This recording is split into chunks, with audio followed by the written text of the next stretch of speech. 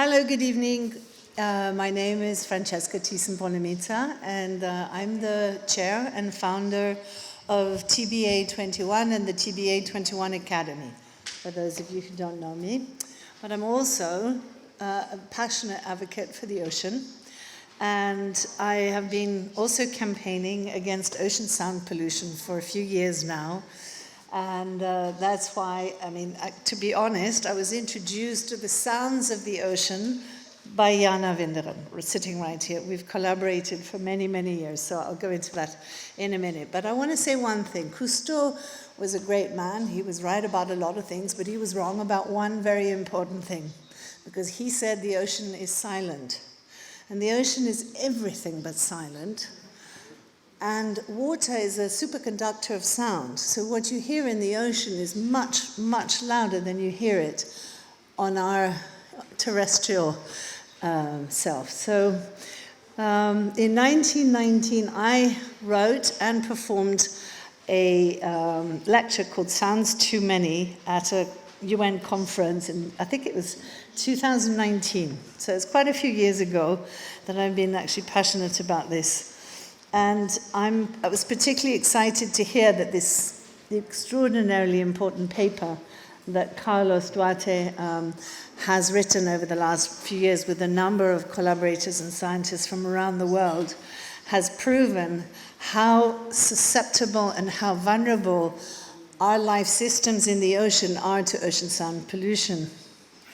But just to set a little bit of tone to the meeting, I was going to play you just one of the single tracks from my lecture performance, which zeroes in on a pod of orcas in Norway, swimming around happily, probably in one of the fjords, until they are interrupted by a fishing vessel. So you may want to just play that sound file for me.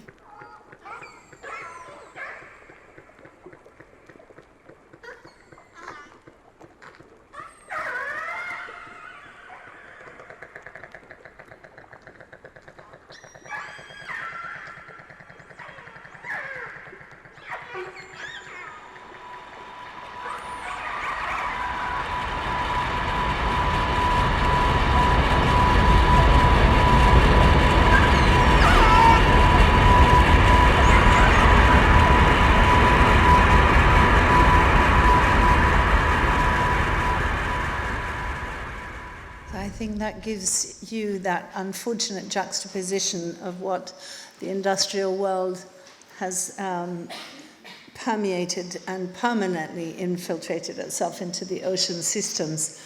And this file was probably running at about 60, 65 decibels. And the point I want to make is that a lot of the sounds that you're going to be hearing this evening and during this talk are sounds that are actually delivered between 180 decibels to 250 decibels. And this was around 60 decibels. 80 decibels is beyond our capacity to, Metallica concert, the loudest standing in the front, is about 90 decibels. Beyond that, our organs begin to implode. And I think when you understand that some of the sounds that we're talking about in the ocean are really in the region of what a SpaceX rocket launch is the volume of the same volume. We have to really put this into context, how noisy our oceans have really become. But I'm not here to talk about this, they are. So it gives me tremendous pleasure to introduce to you today's speakers, because I'm a huge fan of their work. And regulating the acoustic pressure that we put on the ocean, in particular the impact that it has on all species, in this vast body of water, is absolutely key to changing legislation, which is really what we're after and looking forward to. So first and foremost, may I present to you Professor Carlos Duarte. So I won't tell you how old he is, but he's from Portugal, I bet Spain. He grew up in Spain. And he is the chair of the Tarek Ahmed Joufali Research Center in the Red Sea Ecology at the King Abdullah University of Science and Technology of Saudi Arabia. He's the executive director of the Global Coral R&D Accelerator Platform, and he's the chief scientist of Oceans 2050. And he's also part of the Oceans US and E1 series. And before this, he was research professor with the Spanish National Research Council and director of the Oceans Institute at the University of Western Australia. Duarte's research focuses on understanding the effects of global change in marine ecosystems and developing nature-based solutions to global challenges, including climate change, and develop evidence-based strategies to rebuild the abundance of marine life by 2050. That's no small ambition, Carlos. Yeah. Building on his research showing mangroves, seagrasses, and salt marshes to be globally relevant carbon sinks, he developed, working with UN different agencies, the concept of blue carbon, something everybody's talking about in the ocean world these days, and as a nature-based solution to climate change. He has conducted research across all continents and oceans, spanning most of the marine ecosystem types, from inland and nearshore to deep sea, and from microbes to whales. Professor Duarte has published more than 1,000 scientific papers and has been ranked as the top marine biologist and the 12th most influential climate scientist in the world. So we're extremely honored to have you here at the Thyssen Museum. Talking with him is Jana Winderen. She's an artist, and I added a composer to that, if I may. Based in Norway, with a background in mathematics, chemistry, fish ecology. And her practice pays particular attention to audio environments and to creatures that are hard for humans to access, both physically and orally. Deep underwater, inside ice, or in frequency ranges inaudible to human ear. Her activities include site-specific and spatial audio installations and concerts, which have been exhibited and performed internationally in major institutions and public spaces. Recent work includes The Art of Listening, underwater at the Lenfest Center of the Arts, Columbia University, New York, listening to dead zones for IHME in Helsinki, The Art of Listening underwater for the Audemars Piguet in Art Basel, Miami, resulting tide at Kunstles in Oslo, listening with carp for now is the time in Busan. I love that, listening to carp. It's my favorite. Through the Bones of Thailand Art Biennale in Krabi, Spring Bloom in the marginal ice zone of Sonic Axe, Dive in Park Avenue Tunnel in New York, and Ultra Field for MoMA in New York City. In 2011, she won the Golden Nika at Ars Electronica for digital music and sound. TBA 21 Academy has commissioned several works from her over the years, and in particular Bara for the exhibition Thai Dialectics in 2017. And she has joined the Academy on several expeditions, notably to Iceland and the Dominican Republic. And she releases her audio work on Touch, in a UK-based recording company. Label. Yeah, label, sorry, a label. And this incredible talk is moderated by José Luis Espejo. Works as a researcher and curator and teacher in relations between art and the culture of listening.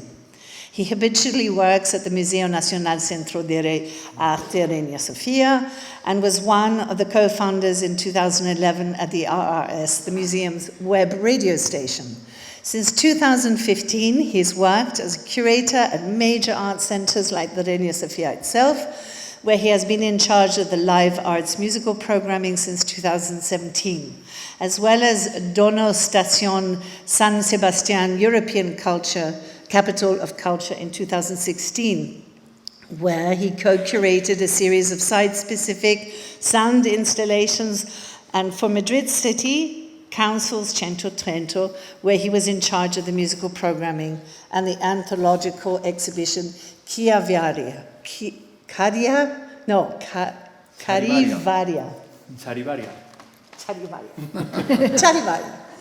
Got it. Which was reviewed in the press as a fundamental referent. Among his main publications, Escucha, por favor, a compilation of 13 texts on sound for recent art, published by Ex Libris in 2019. His podcast, sound design works have been heard all over in many, many places. I'm not going to make the list because it's very long. And shortly, he will also be in the 23 Architectural Biennale in Venice. So we look forward to seeing you there. He currently combines his work as a curator and a podcaster whilst teaching at the University Carlos Duarte in Madrid. And he's completing his thesis, which is super interesting. We heard about it at lunch. Indeed, time study on whale fat as food, as a technical model for early modern lighting and the design of submarine solar systems. So I leave you in the hands of these three formidable people, and I hope you enjoy this talk this afternoon. Thank you so much.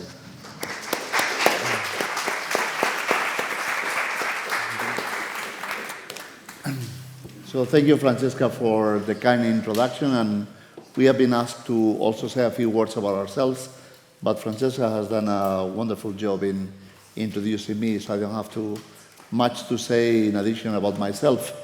But perhaps I share also Francesca's surprise that Jacques Cousteau wrote a book called The Silent World, and that he, in his mind, that the ocean will be silent.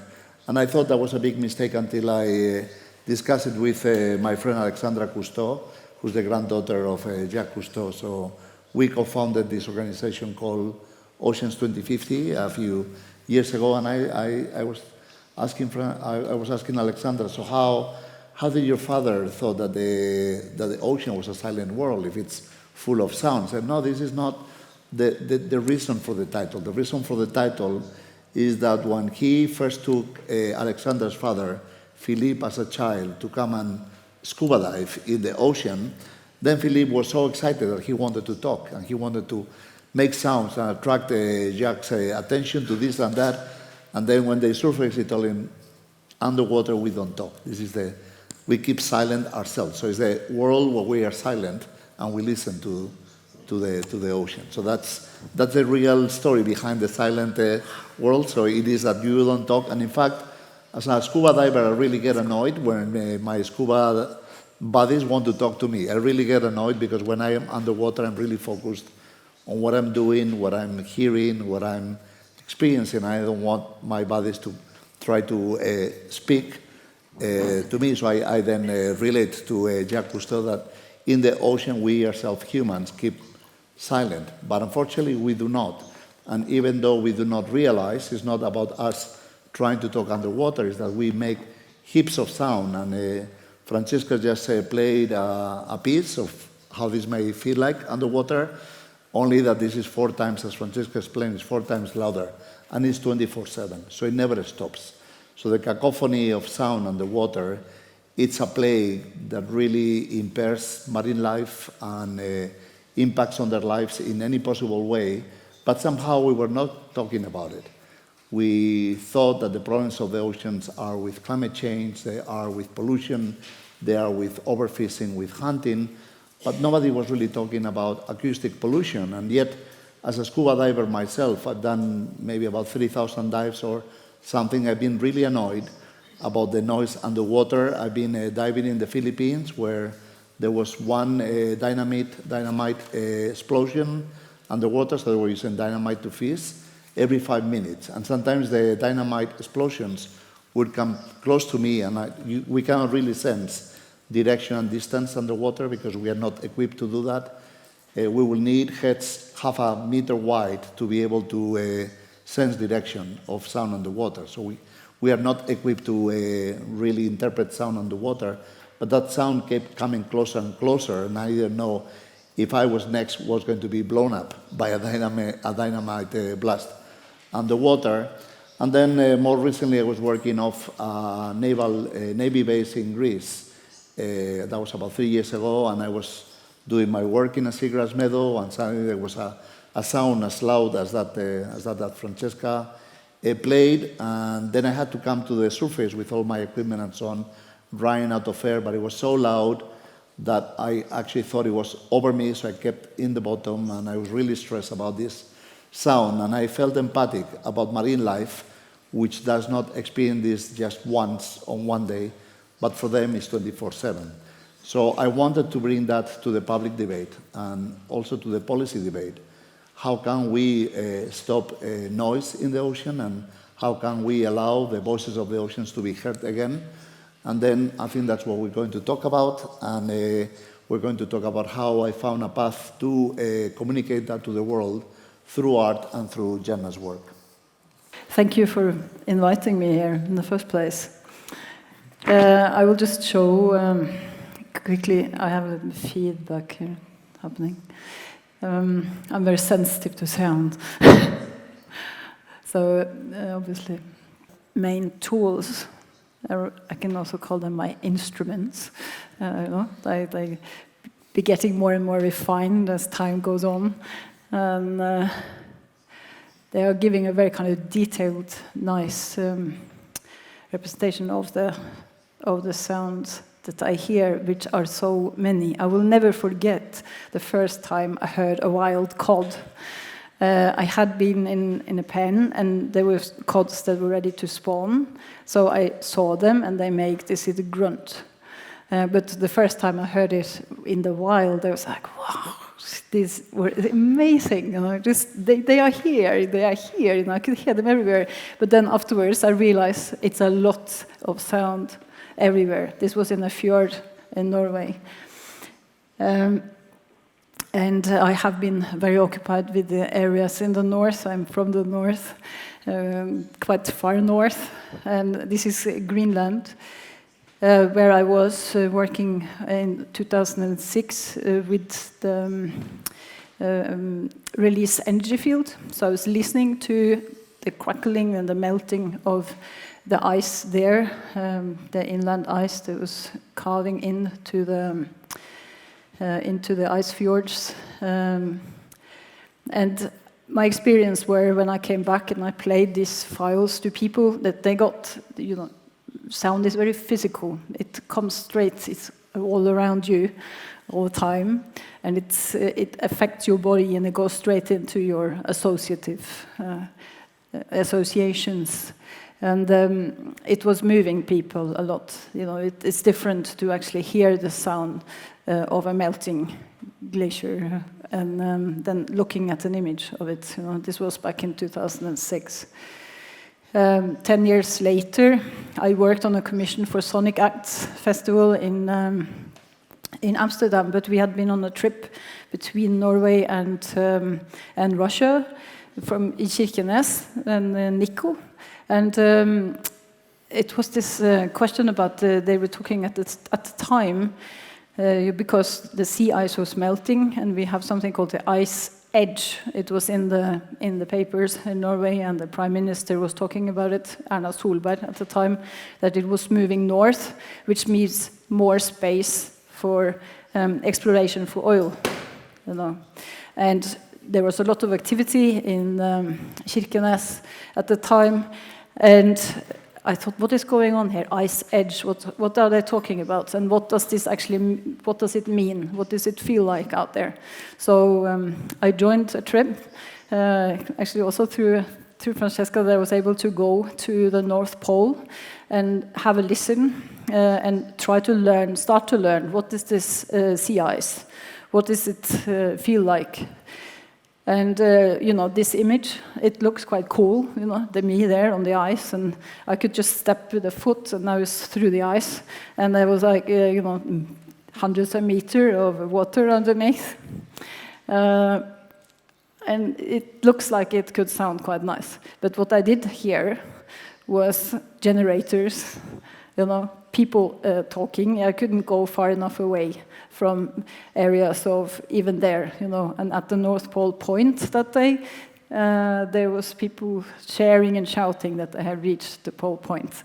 So, we have colonized the whole planet, even the North Pole, with sound. I was also in that context invited by Paul Wassmann to the Barents Sea, also because I'm interested to understand what is living in this area. And this is where we met, where I met Carlos, and there were scientists and Susanne. So scientists had worked with each levels in the whole sea, the whole water column, from the top level to the benthic levels, and from to very small things like phytoplankton and zooplankton, and I was there with my hydrophones, and I were able to get off the big ship, listening to, for the first time I heard a bearded seal, and they have this kind of tone that goes,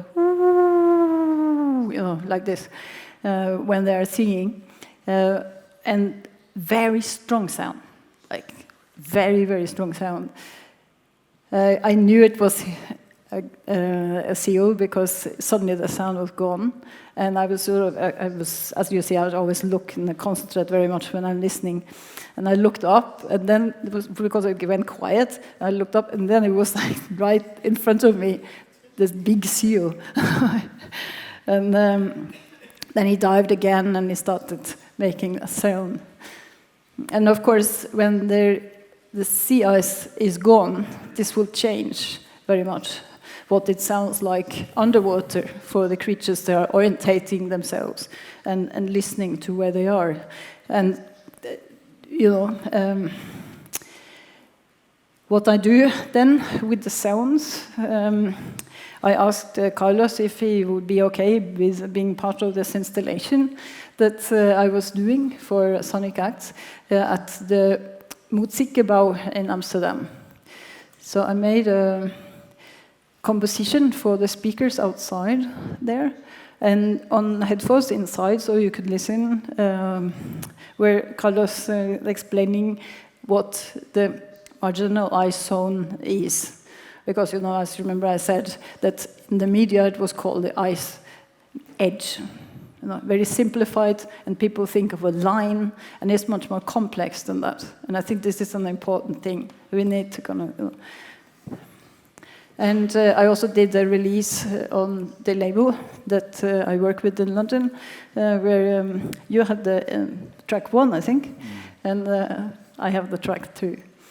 And after that, you invited me to be part of the paper, talking about these issues, so I went to KAUST, and it was the first time I was part of a paper, and it was very interesting for me to see the whole process. As an artist, also coming in with my experience from recording, listening for very many years, but of course not in the method that the scientist would work, but with more than an artist method. But I do believe that these different inputs together are very good, that we are understanding each other's processes and working together and the sort of crucial issues. So I'll leave it there, I think. Should I play that file or they will? Please. Yeah, because in the when the paper were published in Science, it was in February in 21, I think. Yeah, we also had a sound file that it was not part of the paper, but it was part of the publication of how we were talking to the press and stuff like that, so they could also listen to some what it sounds like. So I'll just play you this file, which we had. It's 6 minutes long, and it actually starts with that bearded seal I was talking about, and then you hear different creatures. Even a human will come in there at one point, and after human, you will have a bit of fish again, if they survive.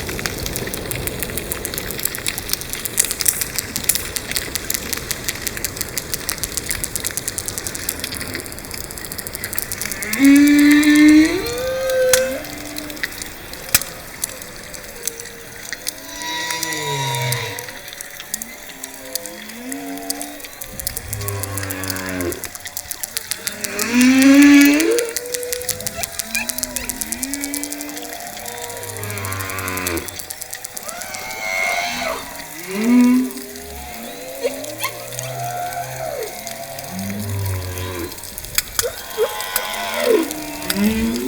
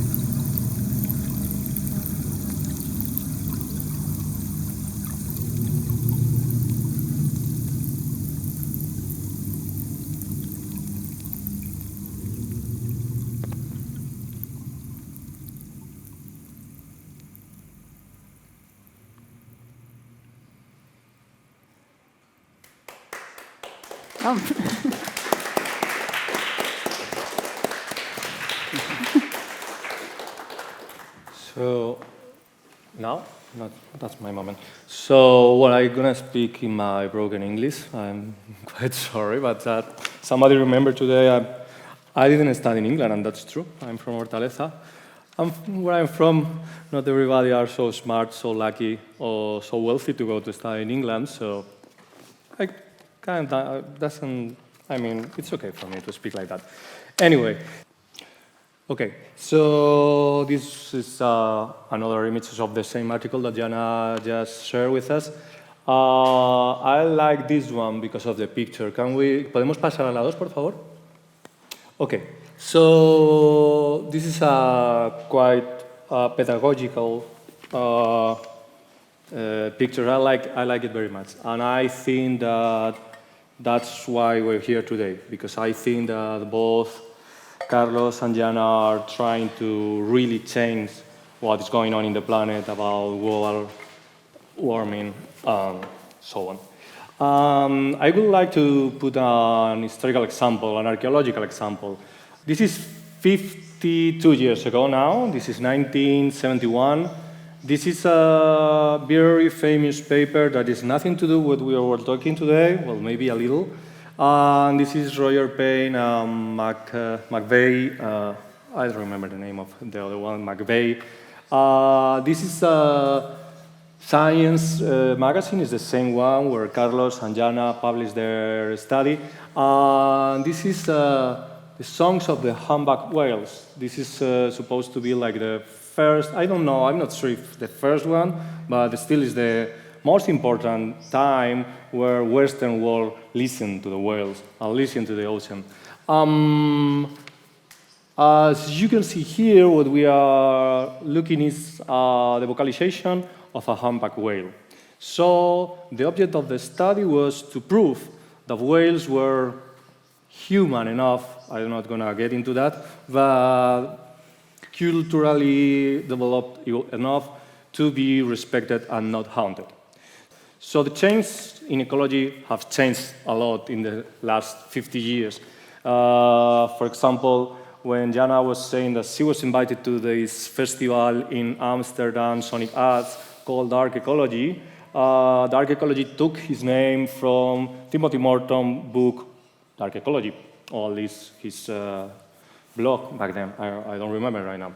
But all of you can see there is more than one agent in these pictures. Okay, there is not just somebody trying to prove that the animal's worth our respect. It is also a cosmovision of the ocean. Is like, well, it's the biosphere itself.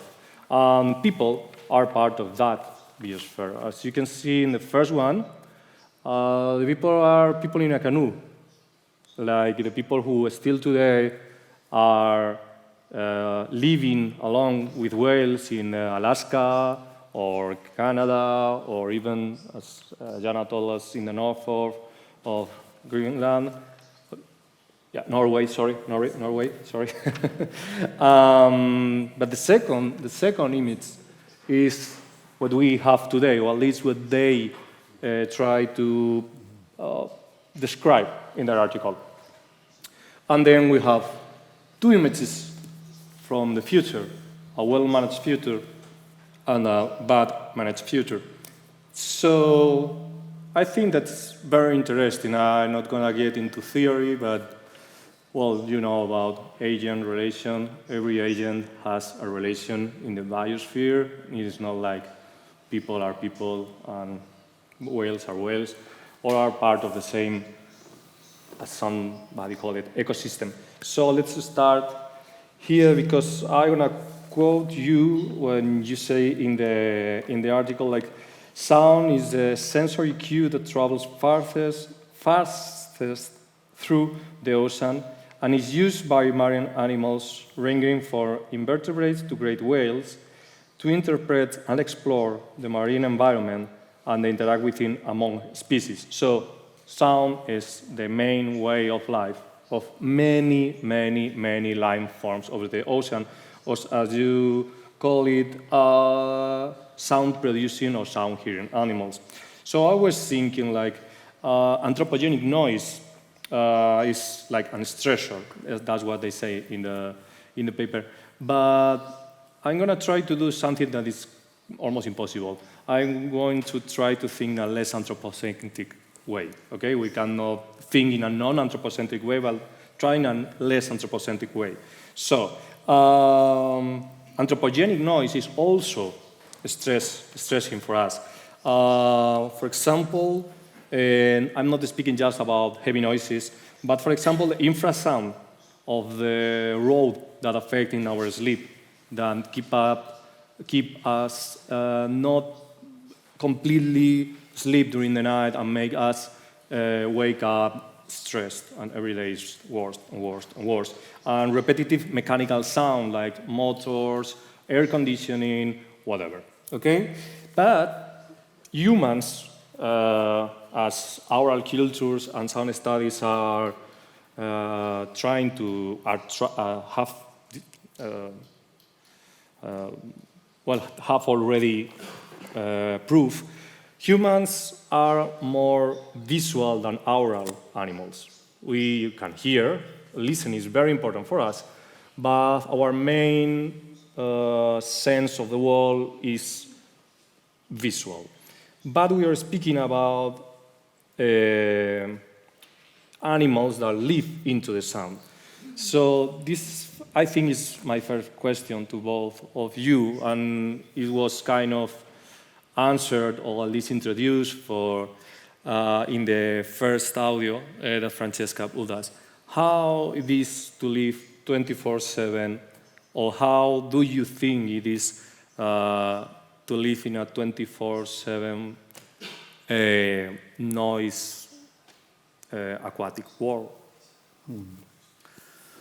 Well, so as you mentioned, the sound travels underwater much faster than it does on air, so 5 times faster, but it also travels much farther.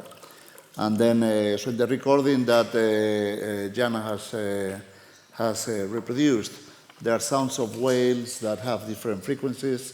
So the low frequency travels really far, and whales can communicate across 500 kilometers or even farther. So in the ocean, we're starting to understand how important sound is for all elements of animal ecology, and not only whales or dolphins, but all the way down to jellyfish, coral larvae of fish, and even mussels and small invertebrates.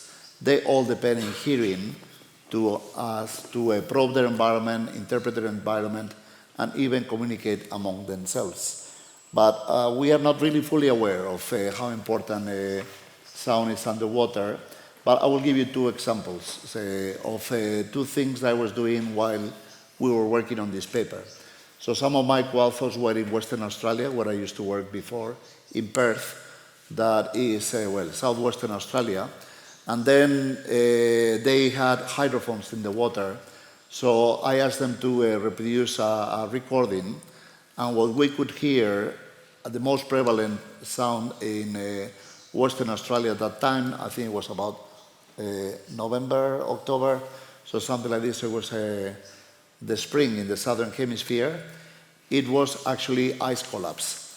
So we could hear clearly the collapse of ice on the water, and the closest ice to Perth is 4,000 kilometers away in Antarctica. So the main sound in that spot was actually coming from 4,000 kilometers away. And then I log on to a hydrophone that you can also log on online.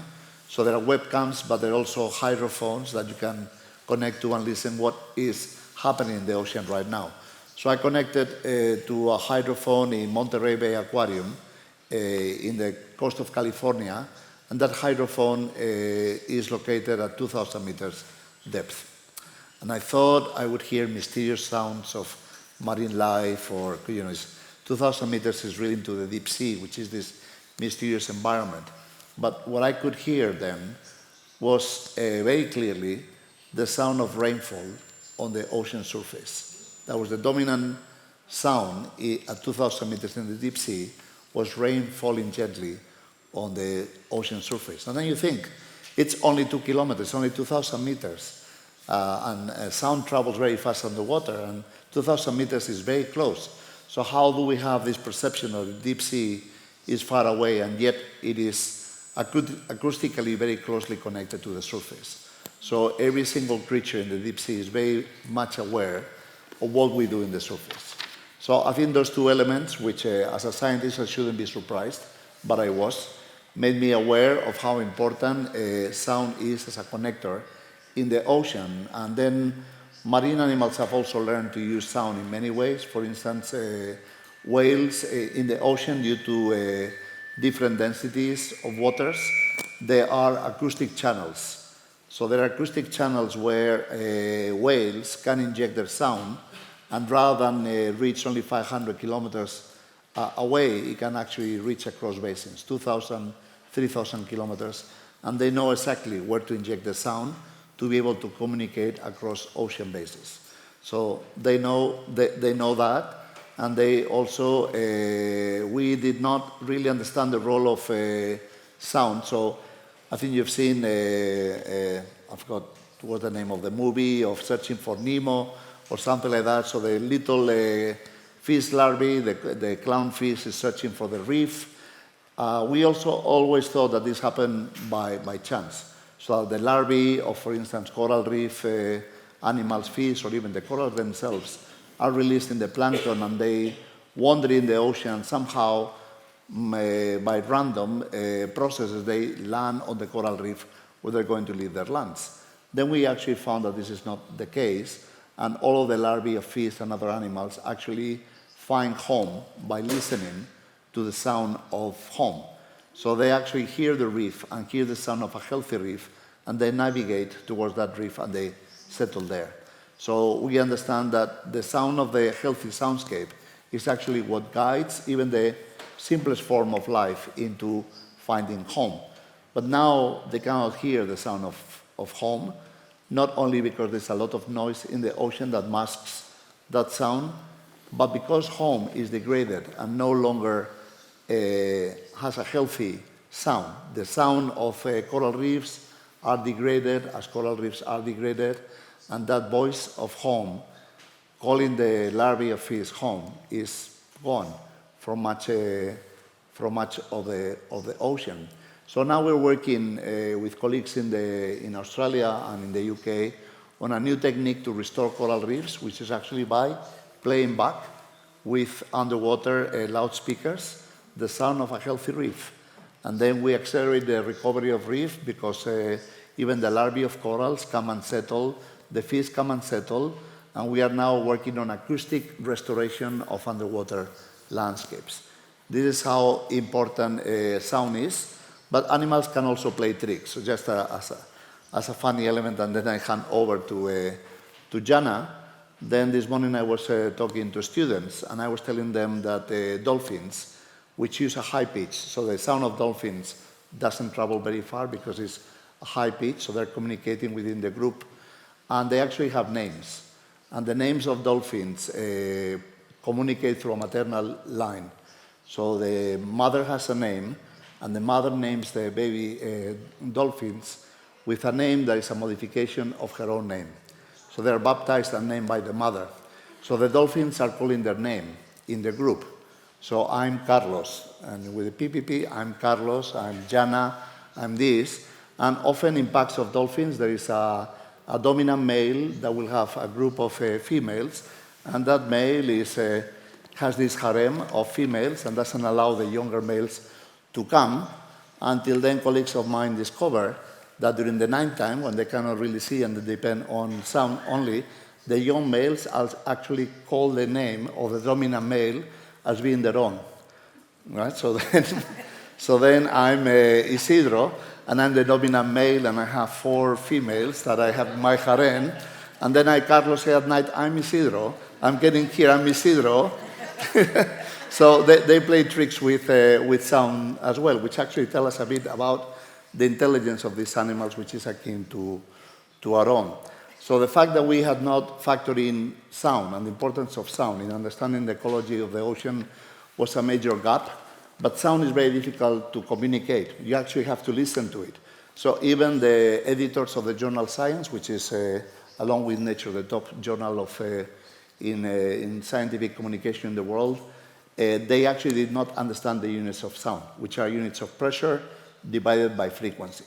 So if the editors of the journal don't understand sound and the units of sound, how are we going to communicate to you what our research means? So that's why the work of Jana was fundamental in being able to convey through this recording and other elements how important is sound in a way that you can understand it, and it's not just based on scientific units that very few in the world can decipher, but it's actually based on our own understanding of sound.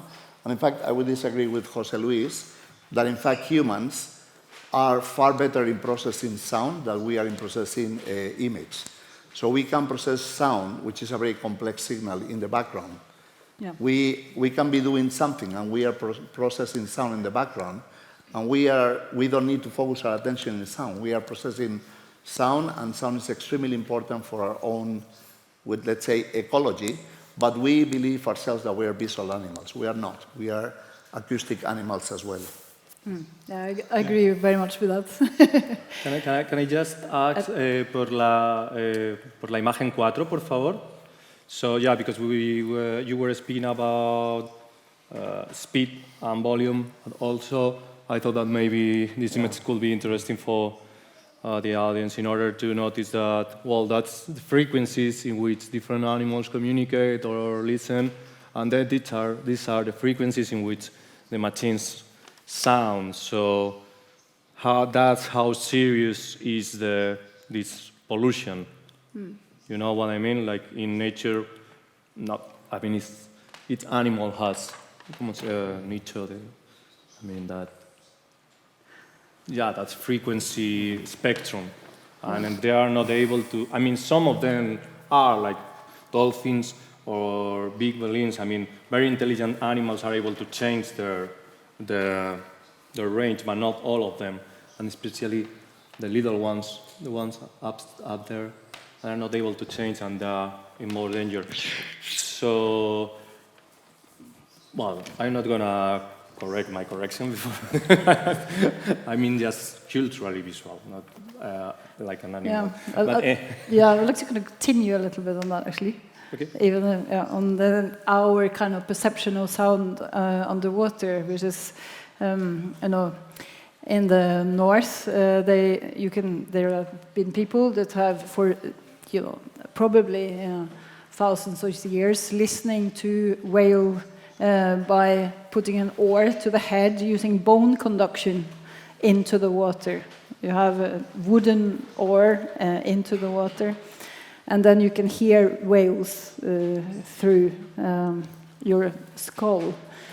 And also in the south, in Thailand, there's a technique that you listen with an oar to the head to coral reefs and to fish, and you know where to fish. And also you can listen in the belly of a boat, especially wooden boats, but they are especially good for that. If you lower your head underneath, into the boat, and just concentrate, it starts to appear, and then it's as if you are underwater. You can start to hear the whole environment, and I would just recommend that you try that. And another thing you can try is when you're standing in the shower, this is something you can do immediately, closing your ears and hear how the sound is changing. It says a lot about the bone conduction that we can listen to with, and we are orientating ourselves all the time, all around us. I know what was happening behind me, through sound. So this, and now when we have in Norway, we have a lot of electric cars, which sounds very little and they hardly sound anything. So twice in a day, I was almost driven over by an electric car, because I was used to walking straight over the road, and so we are saying about this happening in the background. And one additional thing, when we had the COVID happening, and around my studio there is roads on each side, quite far away, but at the you can hear them very well, but I haven't really noticed them very well. But of course, through COVID there was less traffic.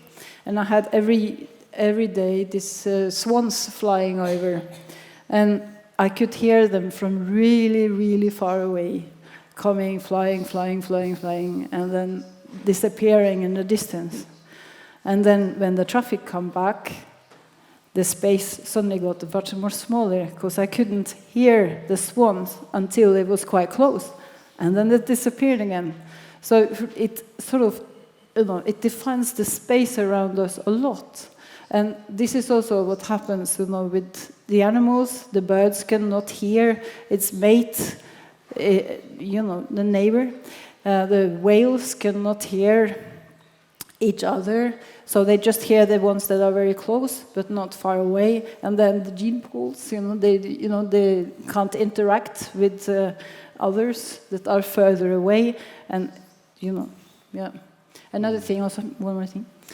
There's research that's been done in Bergen, Karen de Jong and others in the Marine Institute in Bergen, where you see the seismic testing, the push of the the pressure wave can interact with when the cod are spawning and spiraling up towards the surface and releasing eggs. And in the less eggs get fertilized because they get pushed out of position. And there's a lot of implications about this. And it's so easy to, it seems to me, it can be easy. When it's gone, it's gone. If we, yeah. You wanted to ask something, maybe? Well, maybe one reason why we scientists need to work with artists on underwater sound, not only noise, but also sound, is that we are still in a very exploratory phase. So on land, we almost understand every sound that we can hear, we can catalog what that is. And there's a full catalog of the singing of every single bird species. But when we listen to the acoustic landscape of the ocean, there are many sounds that we cannot really categorize. We have no idea what we're listening to. And during many decades, I would say, the sound of fish was considered to be mechanical sounds, because the fish do not vocalize with air, obviously, but they use their swimming bladder and changes in the volume of the swimming bladder to make a sound, and it sounds like a drum. So boom, boom, boom. It sounds like a drum. It sounds like a mechanical sound. And for most fish, we can hear. Now we understand those are fish, but we have no idea which species is making that noise. And we discovered. I think that the latest discovery is manta rays actually also communicate with sound. We didn't know that until maybe this year, 2023. So we're still mapping out who are making the sounds that we hear on the underwater landscape. And a co-author of Jana and I in this paper is a scientist, actually a Spanish scientist, but works in Victoria, University of Victoria in Canada. So he goes around the ocean making what he calls fish auditions. So he collects, works with fishermen to collect as many fish as possible, different species, and he puts them on an acoustically isolated barrel and then records the fish, and then he calls that auditions. So then next time you hear that sound, you know that is this fish species. We're still in that primitive state. When we were meeting to write this paper, he was just back from the Amazonia, where he was doing fish auditions. So he was very popular among the local people, like these crazy people that are actually making auditions to fish. But we're still in this primitive state, and in that primitive state, the insights that, for instance, Jana brought to a group of scientists, because he has been thinking long about human perception of sound and how to communicate that perception of sound. So it was really fundamental for us to be able to write a piece that communicated the research effectively. So at the beginning, when I invited Jana, with whom I had worked in the Arctic, then my colleague said, but Jana is an artist. We are going to write a serious scientific paper. What is Jana going to contribute? Is an artist. And then soon it became obvious that Jana had insights that none of us had, and they don't come from our instruments. They actually come from Jana spending decades of time listening to the ocean, listening to animals, and then communicating and sharing that experience with us. So I think that now in these preliminary phases of science, even probably in advanced phases, we really depend on that insights from artists to advance in our understanding. And I think there are many things that link science and art. One of that is that, driven by curiosity, if you wish, but also there is one principle that is parsimony. That is the oldest principle in science that I believe is common to art and science. We don't want, either scientists nor artists want to make a perfect reproduction of the reality. We want to capture the essence of reality in the most simple possible way. So This principle of parsimony, Albert Einstein is probably the one that formulated in the best way, which is things in science, and I would say in art, should be as simple as possible, but no simpler. So that's what brings us in common. Yeah. Yes, good. Thank you. Yeah. Well, just maybe one more question. In order to get the audience to know a little about this article we are speaking about. Well, first, I'm not going to get into a theoretical discussion, but well, as you all know, Anthropocene is a term that is being discussed. For example, there are people who speak about capitalocene that, for example, for your study could be more accurate, but still we are speaking about globalization, Western extractivism, and of course, the reason I was speaking about, this visual culture is the Occidental visual culture, because as Jana said, there are another cultures that were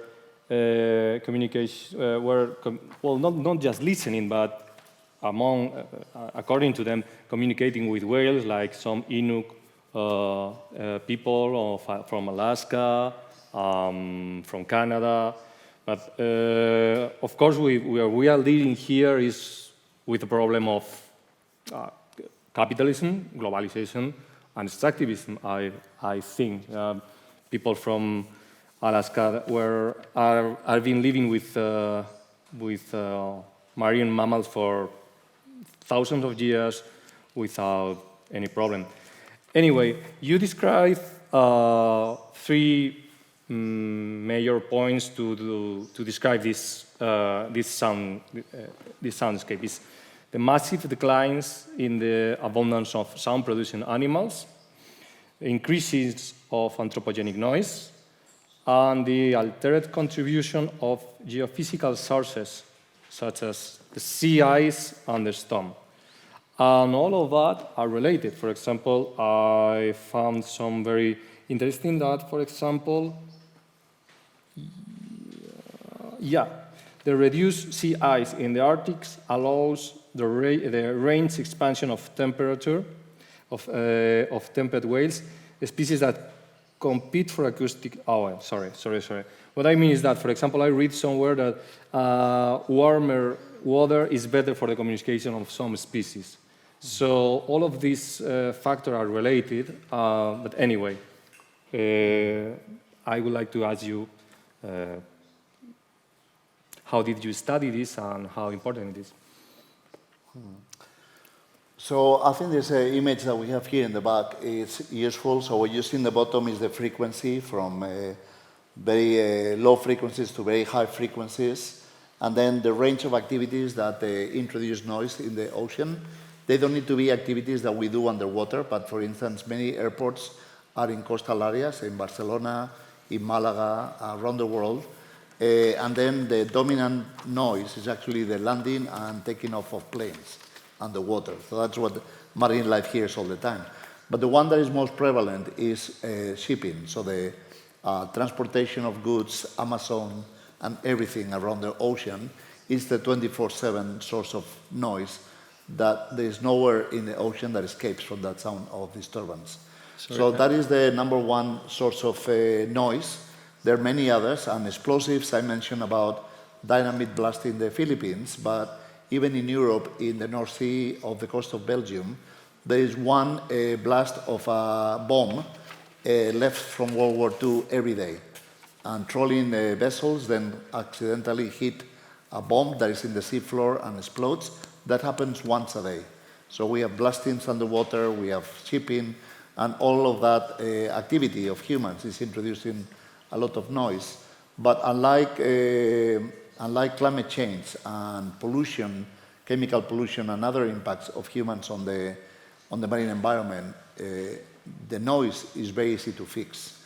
If we remove the noise, the ecosystem recovers almost immediately. And Jana mentioned COVID, the COVID pandemic. So during the COVID pandemic, we assembled a group of scientists around the world to monitor the response of marine life, but also life on land and marine life, to the confinement of humans. So for the first time, rather than us being expulsing and kicking out marine life from their own domain, we ourselves confine ourselves. So in the 6th of April of 2020, we reached the peak of human confinement, and 60% of the global population was confined at home due to regulations by governments to avoid the spread of the pandemic. So then the level of noise around the coastal ocean decreased by 30%. 30% may not seem a lot, but then along with that decrease in noise, it came reports from all around the oceans of marine life being seen near very busy waterways, harbors, and places where they had not been seen by decades. So just imagine that we were able to reduce noise by just 1/3, even 1/3. That will really allow marine life to reclaim their former territories, and we will enjoy whales from the shore. We will enjoy marine life even in the canals of Venice. There were sightings of animals everywhere because Venice was quiet for the first time in decades also. So it's very rapid response to the reduction of noise. The disturbance stops immediately.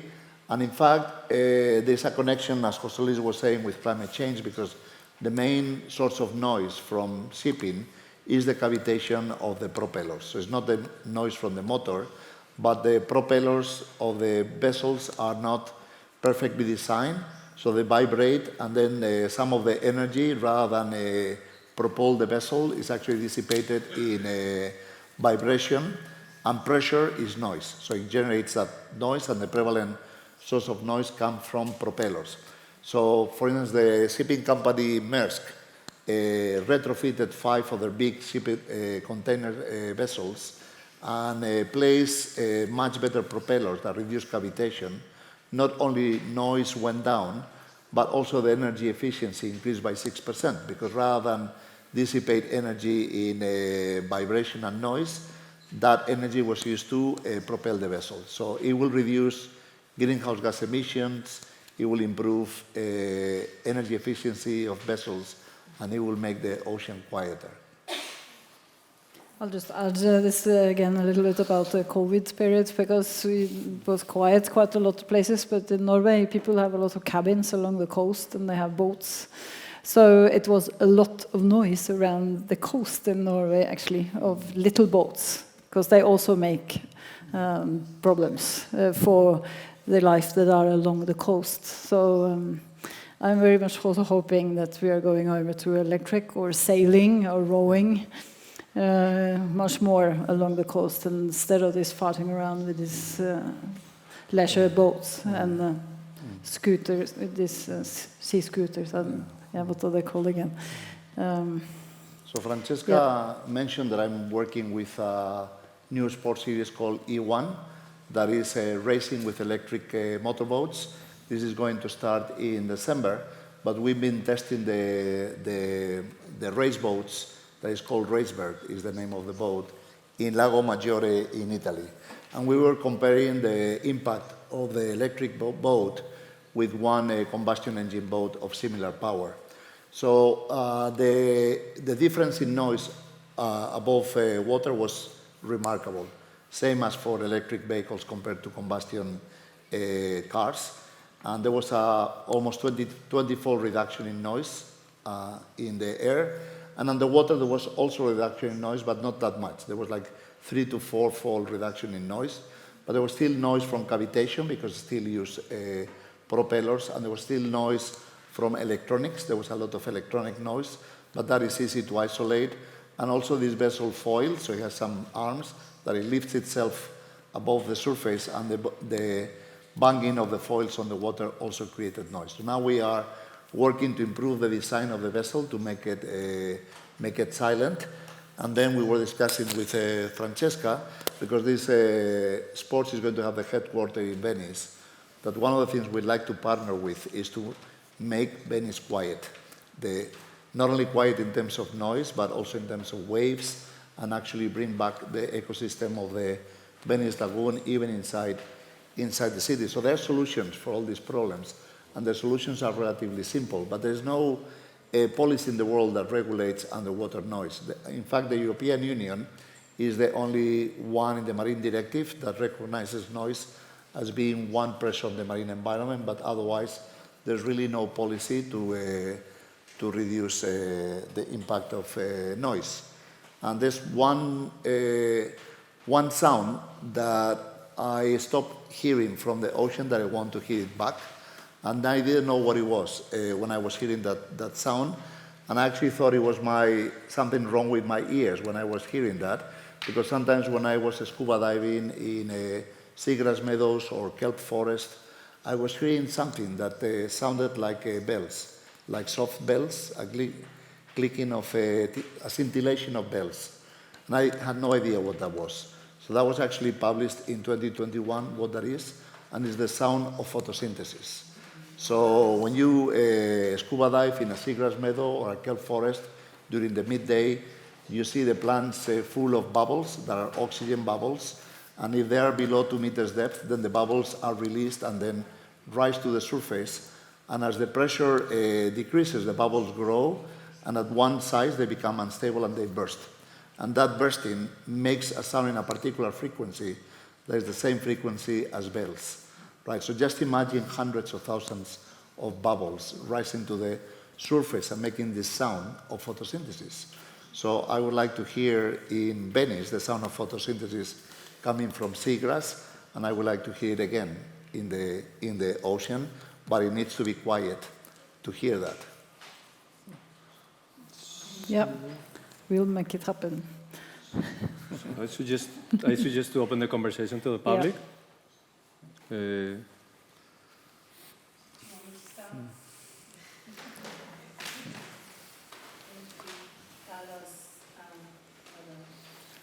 I have the mic? Yeah. Carlos, you are an accomplished scientist. You also have the great gift of being able to speak to lay people, to people like us, about the great science that you do in a beautiful, poetic, and articulate way. Then you engage on very public-facing projects like the EI races, electric motor racing, which advocates for more silent propellers. How does all of this translate into lawmaking? Because at the end, you make the point that there is no legislation that is present in our times, mainly because the law of the ocean was written long before the Anthropocene era, actually, in the 1800s. But how do you get this moving, and how can we help? And how do you get to those policymakers? Do you have to learn another language for them? But how do we move this into reality? Yes, well, I'm not very versed in translating my research into policy. Remy is far more experienced, but I would say that overall, and that's a simplification, policymakers do not act generally on their own intent. They act to solve problems that are important for their constituency. So if the public has no concern about noise underwater, they're not going to do anything about it, because it will not come from, they have many problems to handle, and they will try to take action on the problems for which they see a demand from the public. And that's even regardless of a political system and so on. So I believe that it's important that the public and yourselves are committed with understanding this problem and demanding that there will be a solution to this problem. And then policymakers will start to listen and will do something about it. But without anybody really raising their voice, and I don't have a loud voice, I have a very small voice. So the public not raising their voice to demand that this be solved, then nobody's going to do anything about it. So it's very easy to solve, because there's only one organization can really fix a lot of the problem, that is the International Maritime Organization. Nobody really thinks of them as being an actor in ocean conservation, but they are. For instance, when a very dramatic oil spill, Exxon Valdez, happened in Alaska, then the International Maritime Organization, it's almost the same letters, then they regulated that tankers need to have a double hull, right?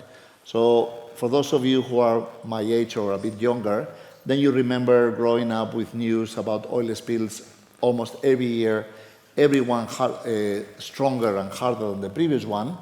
But over the last 2 decades, we haven't really heard much about oil spills. The reality is that that policy introduced by the International Maritime Organization then has reduced oil spills to 10% in 1 decade, right? So now it's no longer a problem, and it seemed like a problem that we were locked into. But that organization regulated that all vessels that are oil tankers need to have a double hull, and now we are not completely free from oil problems, but we have really made a lot of progress.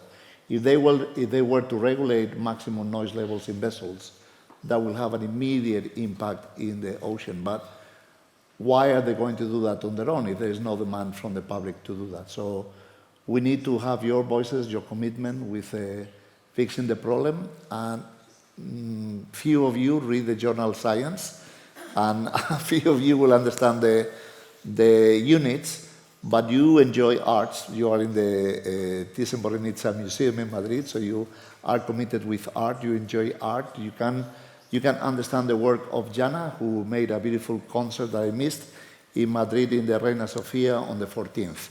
So arts is a strong vehicle to communicate, and sports is a very strong vehicle to communicate.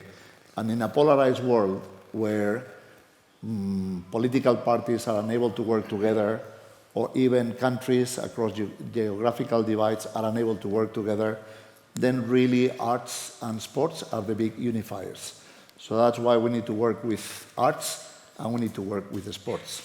So we have a voice and we can have a common interest in fixing problems that are easy to fix like this.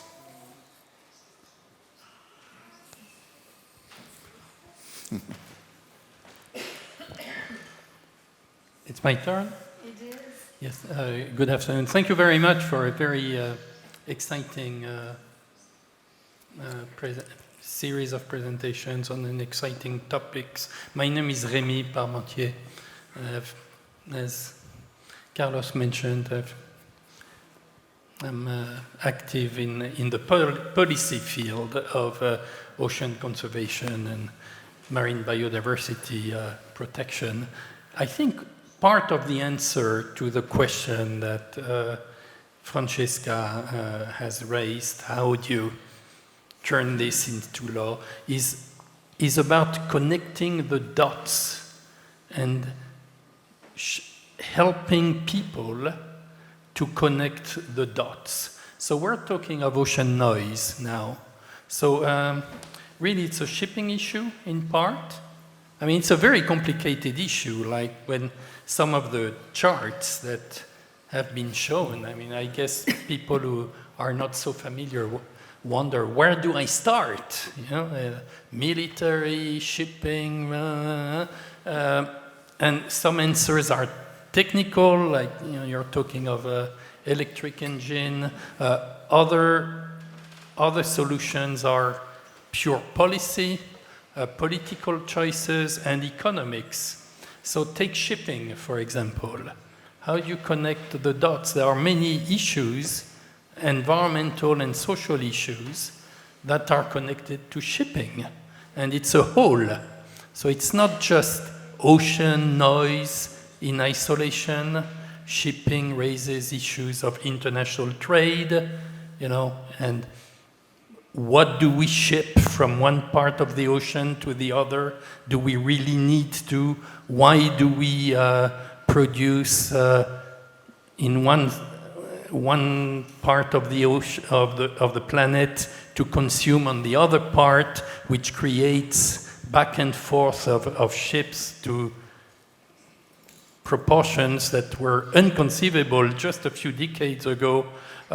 Shipping raises other issues like ship strikes on marine mammals, whales in particular, where we've been for many years struggling to prevent the deliberate kill of whales, but nowadays non-deliberate killing of whales is more important than the remnant deliberate killing of whales that still takes place, unfortunately, in just a few places.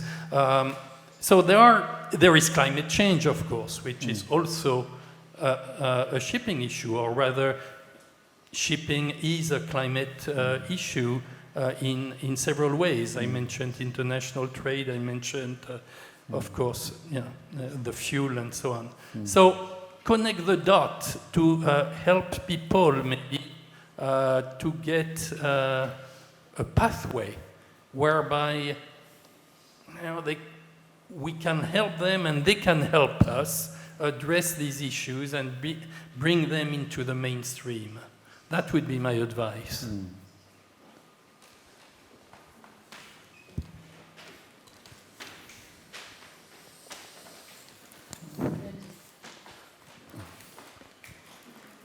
Hi, my name is Meg Thode. I'm from the Ocean-Born Foundation here in Madrid.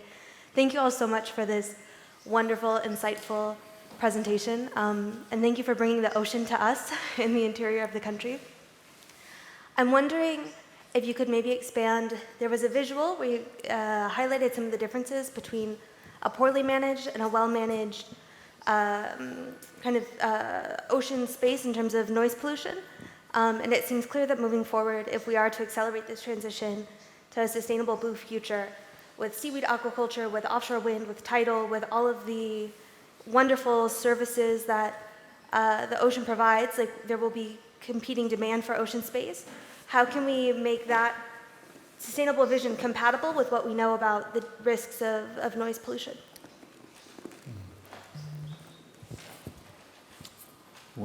Yeah, I'm sorry, I didn't quite understand. You said, could you repeat a little bit? Yeah, mostly I think there was the visual you shared during the presentation where it showed kind of pristine, Anthropocene, poorly managed future, and well-managed future. Maybe start. So if you could just expand on kind of those differences between poorly managed and well-managed, and things for us to keep in mind as we increase utilization of ocean space with the best of intentions. Es la imagen 2, por si acaso. Yeah, so basically there are two ways of looking at the ocean economy. So you say we have a conflicting trajectory. So we want to reduce pressures, but at the same time we increase the human activity and operations in the ocean. So there is the old way of thinking of the ocean economy is the maritime economy, shipping and extractive uses of the ocean. Now we are thinking about the blue economy, which is an economy that actually propels a healthy ocean while delivering services and goods to people. So if we look at the different options, we already discussed a bit shipping. What are the options? We can reduce the speed. We can reduce volume of traffic by having more local sourcing of materials. We can also reduce cavitation. We can shift towards non-combustion engines and make them quieter. So the different options on shipping. When we engage in activities in the coastal zone that generates noise, like dredging or pile driving to now produce wind farms on the ocean and all of that, then there's a proven technology. There is a curtain of bubbles. So you can create a curtain of bubbles, and those bubbles trap the sound and dissipate the energy of the sound in the bubbles. So those are very effective, but they are not mandated.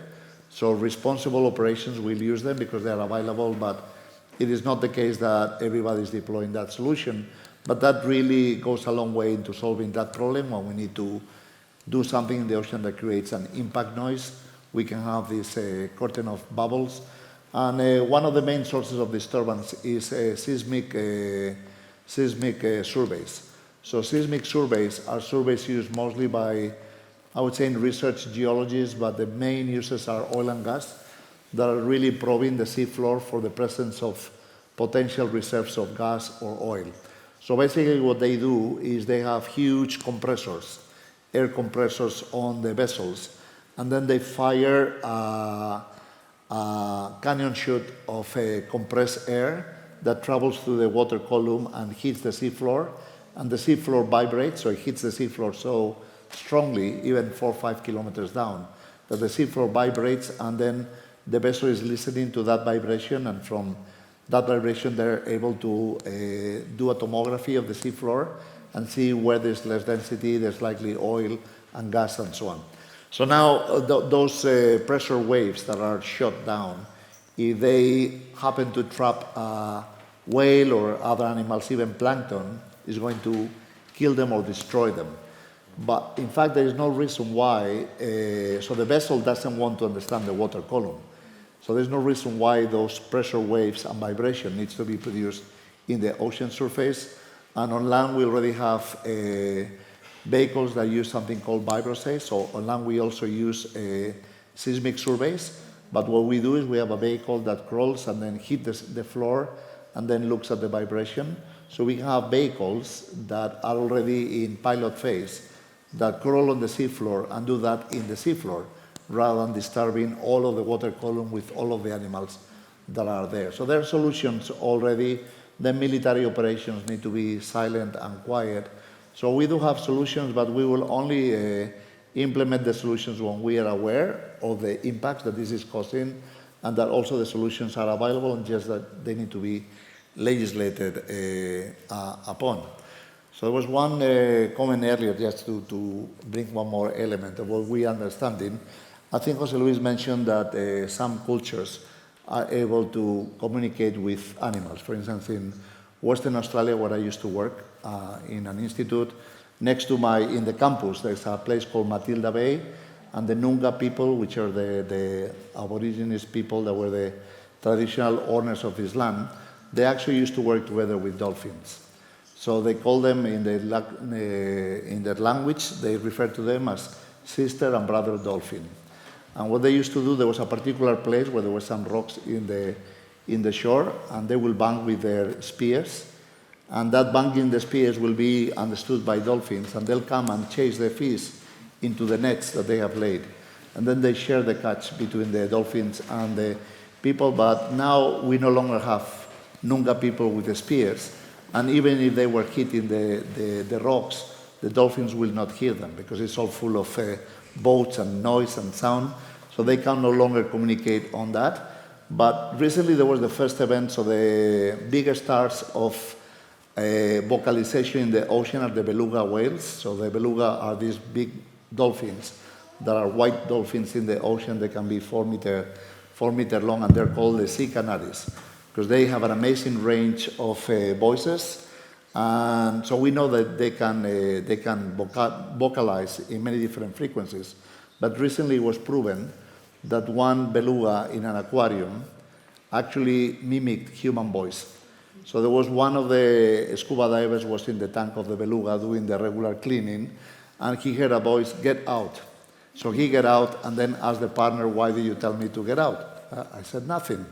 And then they started to but I heard "get out." And then they went back in and "get out" again. And then they actually recorded there was the beluga perfectly mimicking the human voice saying "get out." And probably the beluga meant it. "Get out of my tank. I'm already captain, don't come and bother me." So they can even communicate back to people. Not only people communicate with animals, but they can also communicate back to us. But that's probably very unique of the beluga. We only have time for one more question, I think. Okay. Thank you. Thank you very much. Really super interesting. The first question triggered like a thought process in assessing stress impact. As you mentioned, we all know if there's a kind of a noise in the background when we're trying to sleep, we don't go into deep sleep. When there's a loud noise somewhere, we like immediately get stressed, right? And so this level of cortisol that increases in us has a whole bunch of impacts, like has a metabolic impacts on insulin, impacts on blood pressure, impacts on brain function, impacts on muscle function, how blood circulates. And I was wondering if there has been some kind of assessment of the magnitude of the impact that this has on marine life, and especially in, let's say, larger fish species and even aquatic mammals. So I was wondering if you could make a comment on that, if you know of studies. Yeah, in fact, that is included in the paper also. I don't know if the figure is there. But our team went through 10,000 scientific papers to extract all of the data on evidences of experimental assessments of impacts, and that is summarized in the paper. So overall, across different groups of organisms, then 90% of the studies did report impacts at various levels, from physiological levels to behavioral impacts to reproductive impacts to disruptions of feeding behavior and many other impacts. And there were a few gaps because for some reason we don't have many studies on sea turtles. So there were only 2 studies on sea turtles that were too few to make an assessment. But beyond those gaps, there's also very few studies on birds. Yeah, most birds don't spend a lot of time underwater, but penguins do. But even nobody has really looked at how penguins are affected by noise. But overall, there were overwhelming evidence for impacts at many levels, from noise on the physiology and behavior of marine animals, and the most common behavior for motile animals is to leave, to go away from the source of noise. But that leads to reduction in their home ranges, the areas they use, and if you reduce the area, then the feeding opportunities and the food resources reduce, and the population levels that can be supported are also reduced. So the impacts are probably significant all the way to the population level.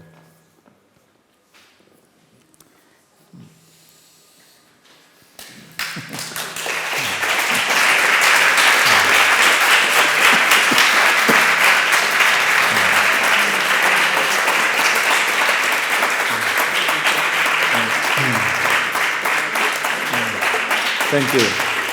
So just a word of thanks to the Thyssen-Bornemisza Art Contemporary 21 and also the Academy in Venice that has a focus on oceans, and it's the first time that I'm invited to talk about noise in my almost hometown in Madrid. So I think that wouldn't happen without the TBA team, and thank you so much for the invitation and the excellent organization. Thank you.